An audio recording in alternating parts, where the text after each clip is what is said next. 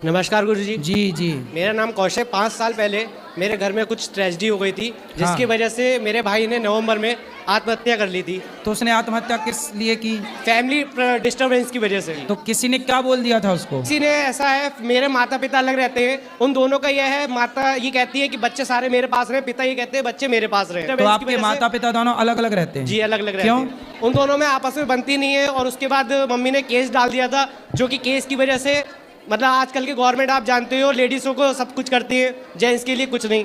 कुछ झूठे केस हैं, दहेज प्रथा वगैरह। आप गुरुजी आप कुछ सोच सकते हैं। दहेज प्रथा डाल दी जी बुढ़ापे में? 25 साल बाद, शादी की 25 साल बाद दहेज प्रथा का केस लगाया। मेरे पिता 5 साल से अलग रह रहे हैं। तो फिर आपकी माँ ने जब ये काम किया तो बेटे ने मतलब आपके भाई ने आत्महत्या कर ली? जी। और मेरी माँ यूट्यूब पर वीडियो डालती है, उसकी वजह से मेरे भाई के खिलाफ यूट्यूब पर कुछ बोल दिया था, जिस वजह से मेरे भाई ने आत्महत्या कर ली थी। तो बिल्कुल उस बेटे की हत्या माँ के ऊपर जाएगी, क्योंकि माँ ही हत्यारन है। जी लेकिन गुरुजी कोई भी उसकी जो उसने आत्महत्या की, किसी को कोई पछतावा नहीं है। लोग अपनी दुनिया में मस्त है। मेरी माता उसके जो दिया लगता है 13वीं का, इन सब पे किसी पे नहीं आई, एक माँ होकर। अब बताओ आपके पिताजी अब कैसे हैं? मेरे पिताजी तो सर मैं कहूँ तो वो भी अपनी दुनिया में मस्त है।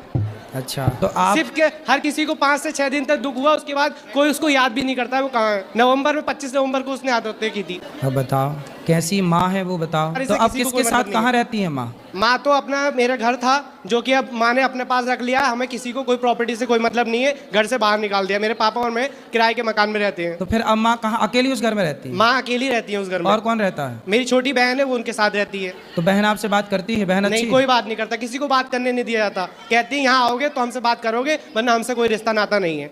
तो ऐसा क्यों है आपकी माँ निर्दयी टाइप की? वो शुरू से ही ऐसी है गुरुजी। उन्होंने ये कहा अगर आप पिताजी के साथ रहोगे तो हमसे कोई मतलब नहीं, हम आपके लिए। बेटे को ताप लिया? हाँ, ये चीज़ शुरू से बोलते चले आ रहे हैं कि एक दिन इस घर में कोई ना कोई मरेगा, और ये चीज़ सच हो गया। बिल्कुल ऐसी हो रही है भगवान। गुरुजी 1-2 बार मैं पिताजी को मारने की भी कोशिश की। किसने? आज से पहले मेरी माता जी ने। तब के हम लोग अलग रह रहे हैं। तब से अच्छा है, अलग ही रहे भाई, नहीं तो जाए तो कहीं माँ मार पीट के कहीं। मैं तो गुरुजी 15 दिन से घर से बाहर हूँ, कहीं इधर उधर भटक रहा हूँ, मेरे मन को शांति नहीं मिल रही। आप अपनी पत्नी के साथ रहो, आप अपना जीवन जियो। भाई को आत्महत्या नहीं करनी चाहिए थी, उसने की।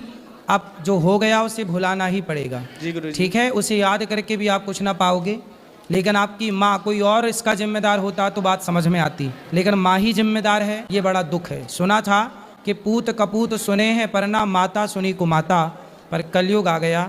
अब यहाँ कुमाता भी होने लग गई माता। अब ये कलयुग है, सब देखने को मिलेगा, पता नहीं और क्या क्या दिखाए कलयुग। कथा सुना करो, आप अपने पिता की सेवा करो। आपके बच्चे हैं? नो गुरुजी। बच्चे होंगे, फिर बच्चों को पढ़ा लिखा के खूब संस्कारी बनाना, और आप अपने पिता का ध्यान